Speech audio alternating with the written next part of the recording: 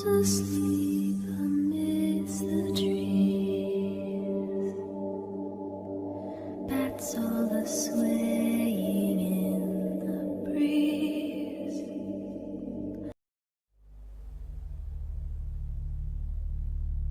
Tomas Irvin shu ishga joylashganidan qanchalik xursand bo'lganini tasavvur qila olmaysiz. Dushanbadan ish boshladi.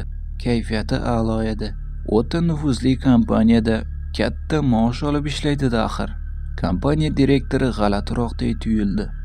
Lekin bu shunday ishdan voz kechishga sabab bo'la olmaydi.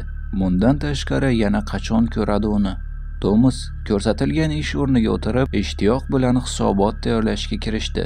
Dastlabki kunlari u umuman xodimlarga e'tibor bermadi. Keyinchalik ularning ko'rinishlari g'alatiroq ekanligini sezdi.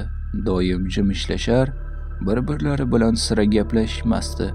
Tomas hech narsaga umuman e'tibor qaratmay, o'z ishini qilaverishga qaror qildi. Unga va'da qilingan maosh chidashga arzirdi. Bir kuni u devorda qora dog'ni ko'rib qoldi. Barmog'i bilan ishqalab ko'rdi. Lekin u o'chmadi.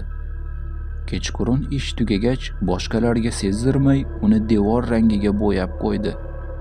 O'z ishidan ko'ngli to'lib uyiga ketdi. Ertasi kuni ham ish ko'p bo'ldi.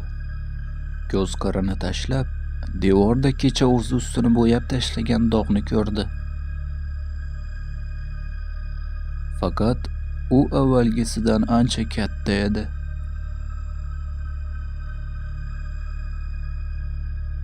Har safar bo'yaganida, ustini qog'oz suratlar bilan berkitganida dog' 2 baravar kattalashib borardi.